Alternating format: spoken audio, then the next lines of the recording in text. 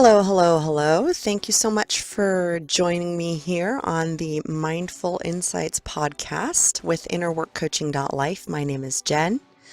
This is episode 8, and it is basically a follow-up episode to the article about feeling abandoned during your spiritual awakening and learning to be your own best friend. So I took 3 quotes again, like I've been doing the last couple of times. And the first quote that I want to start with is, feeling abandoned can also be an indicator that you have some inner work to do in the shadows.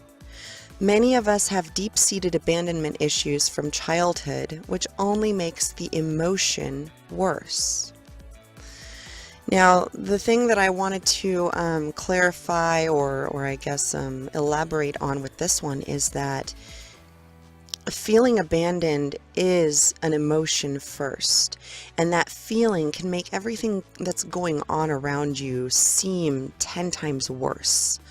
Especially if you're going through any kind of conflict and you are feeling like people are just abandoning you or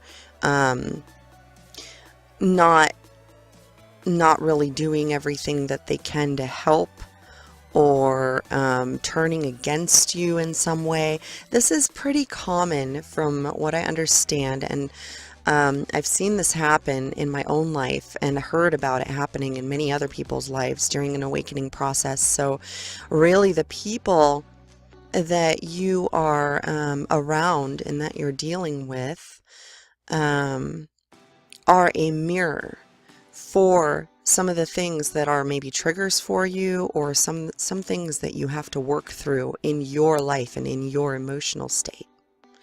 So for me, it was really, really crazy situation, and it just it brought to surface all of the abandonment issues that I had going on. And because of this trigger, which, I'm not going to go into gory details, but because of all these triggers, it allowed me to really uncover some of the layers of why I would have abandonment issues and why I would feel abandoned. And this is not, again, like I've said before, figuring out the reason behind something doesn't mean that you're carrying blame for that thing. It just means that now you know why, so you can understand it, so that way you can forgive whoever is involved and may need forgiveness, including yourself, and move on. In an emotionally healthier way. So for me, I realized, really realized, and I've known this my whole life because my parents told me stories, but I was born about a month early, and so they wanted to keep me in the hospital. So when I was a newborn, I didn't have my mother for the first 2 or 3 weeks of my life. And this, I feel like this is a huge contributor to abandonment issues, because right from the very beginning of my life, I was basically told, here, fuck you, you're on your own. And that was the message that my little infant mind and my little infant psyche and my energetic being picked up on.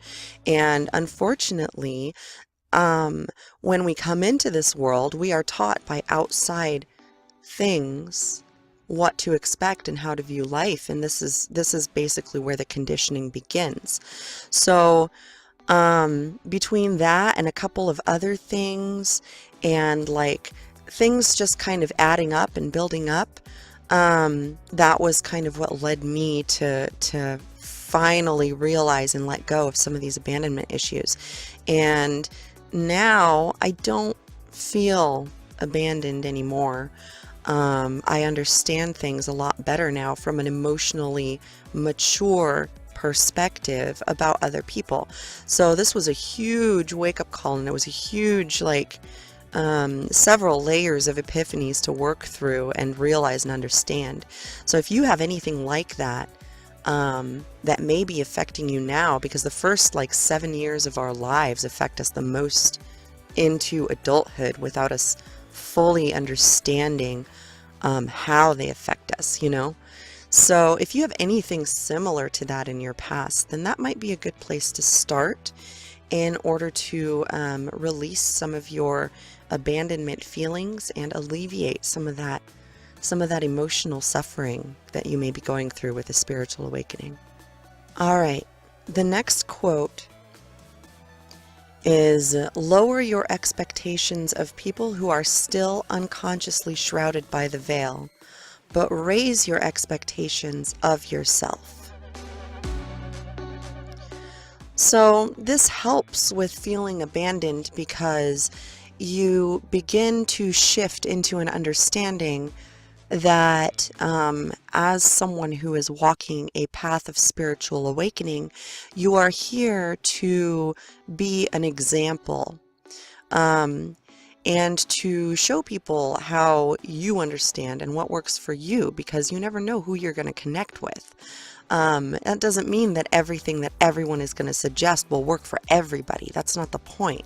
The point is for the people who are like-minded and part of the same soul group or tribe, the people who are going to learn from your experiences will be attracted to you at exactly the right time. So it only makes sense for you to focus on what you're doing and how you're going to be helping others in whatever way that might mean for you. For me right now, it's through articles and videos, and I'm developing a course on unconditional self-love and building trust in yourself and your inner being, your higher self. And so, but these are all things that if you're building something, don't rush too much, but so you're draining your energy and wearing yourself out, but keep working and keep doing the things that you're doing that work for you, that make you heal, that help you to feel better. And don't worry about everybody else so much. Everybody else is none of your business. And that's really a challenge to integrate into your behavior and your attitude and your mindset sometimes, especially if it's people that you care about, where you can see exactly how they're looking at things that's damaging them, or the behavior patterns that they keep repeating that are damaging them. But it's not going to do any good to point it out to someone who's not ready for that change, who's not ready to self-actualize, who's not ready to go with it rather than resisting it. And so a lot of times pointing something out will just make people more angry, and especially if you're dealing with people who are either toxic or narcissistic or maybe emotionally codependent or unwell or unhealthy, unbalanced in some way. It's just going to irritate them, and it will cause more problems than it will solve. So really, it's about picking and choosing and making sure that if you're going to be, telling people what they're doing wrong, that A, you do it in a very loving way, and B, that it's not unsolicited. In a format like coaching or videos or blog articles or whatever, you have the opportunity to share what you're thinking and attract your tribe at the same time, which is basically how I started doing it, because really everyone in my vicinity up until very recently had no clue, or I felt like they didn't. And even if they did, it wasn't a supportive environment for me to be able to do what I needed to do. So, and this was all unconscious, nobody did anything on purpose or with ill intent or anything like that I am aware of, or I'm going to at least think to myself that these people, especially certain specific people, are not that ignorant and cruel. But I also am very aware that fool me once, shame on you, and fool me twice, shame on me. So if I go back into a situation that has been toxic or draining for me before, then I can only expect that the same things will happen. So rather than focusing on other people and people outside of myself. I'm sorry, there's an airplane or something going up overhead. But rather than focusing on those outside of myself, it's been extremely helpful to just focus on my own self-care, focus on the people that I am actually responsible for, like my children, and focus on my work and a minimal amount of people-pleasing kind of activities, because that is something that I've struggled with my whole life, having survived narcissistic abuse, as being a people pleaser. So again, focus on yourself.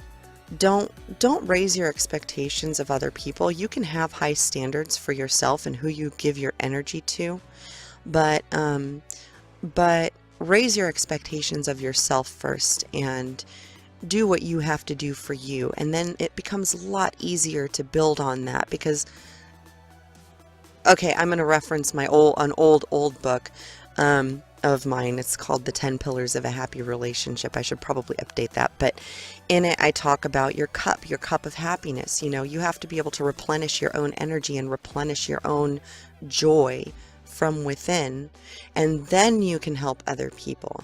But you have to energetically and physically and emotionally take care of yourself first in order to be most effective. So working on that, and you know, honestly, working on yourself and focusing on that and focusing on taking care of yourself will automatically make improvements throughout your entire life. So there's that.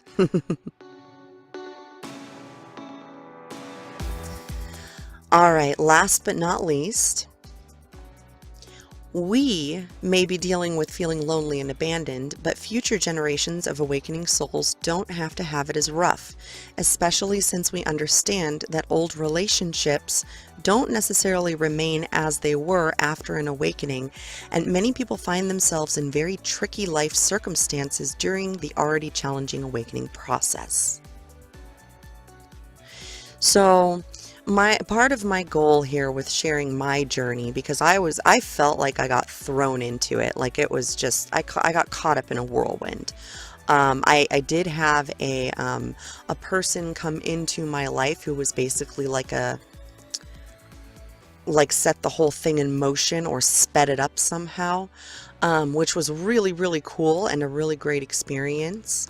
But a lot of times, the relationships that you have before an awakening and during an awakening are not going to be the actual relationships that are meant to last forever, or for the rest of your life, or even for long term.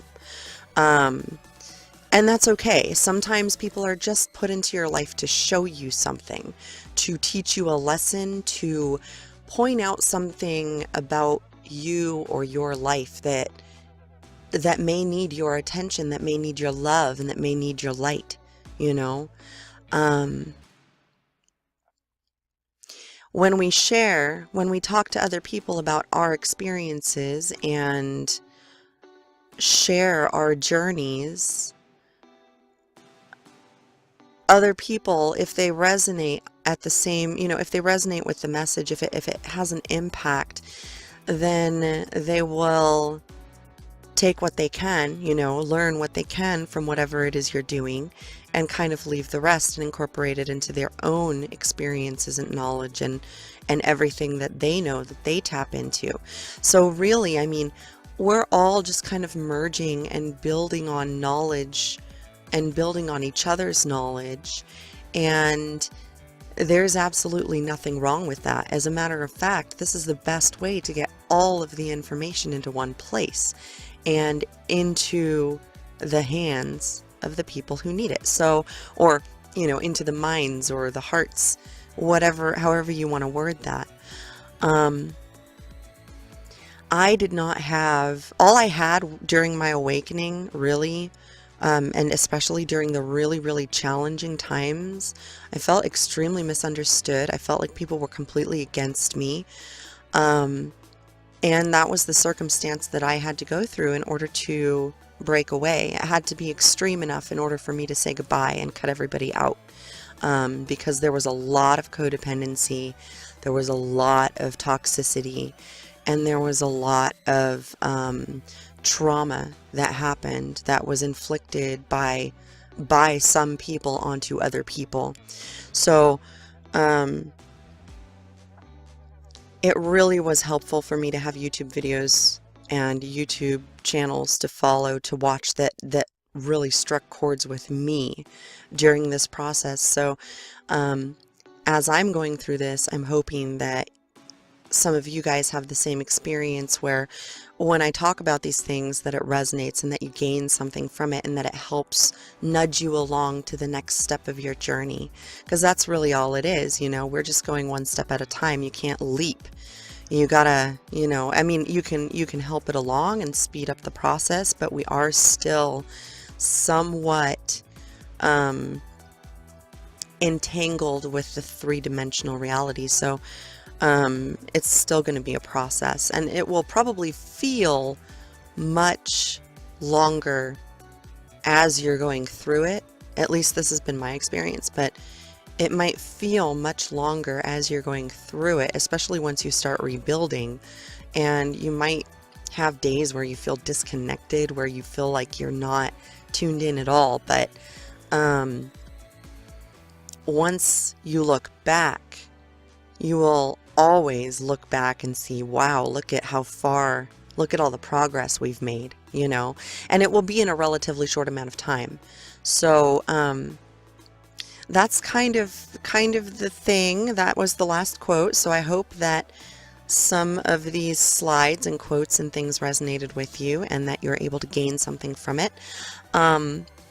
Again, this is just my perspective. I'm not I'm sharing things as I learn them for myself, and as I see things and observe things and notice patterns in my life versus the collective, versus the big picture.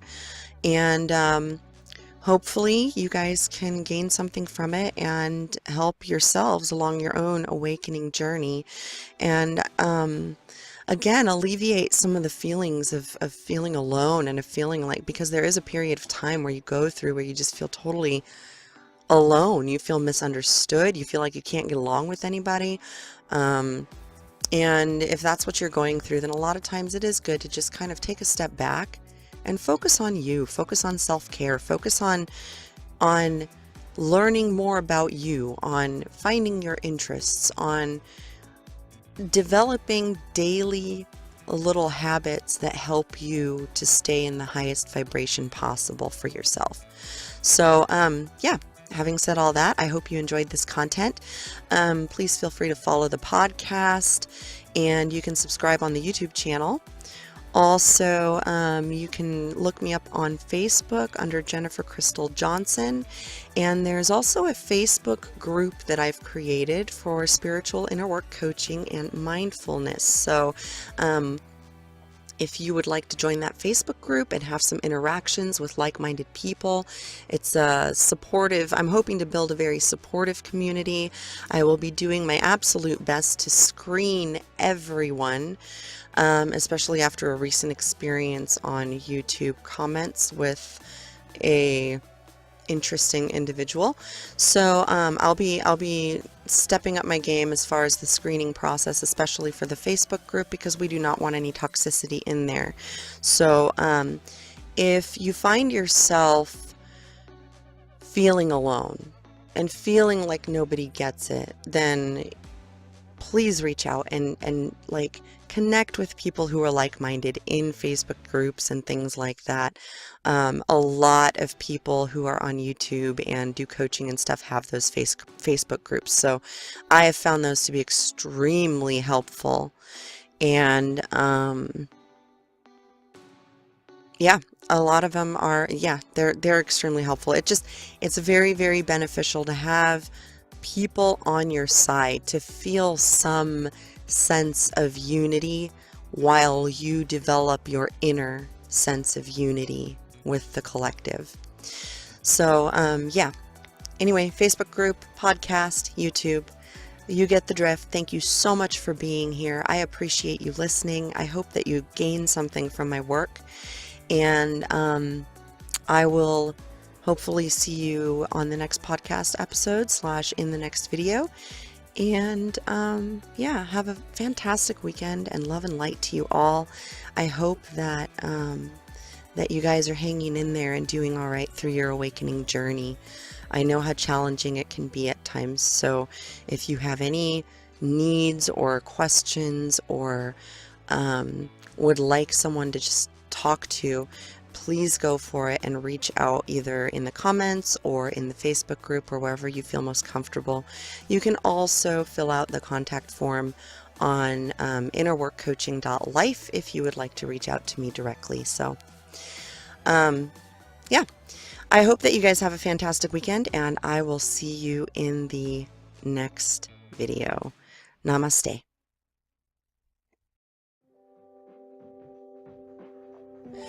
Thank you so much for watching. No matter where you are on your journey, please take good care of yourself from within on all levels.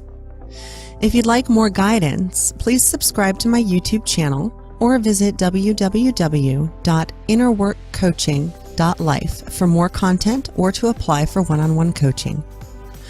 With unconditional love and light, I wish you an amazing week, and I hope to see you again for my next video. Namaste.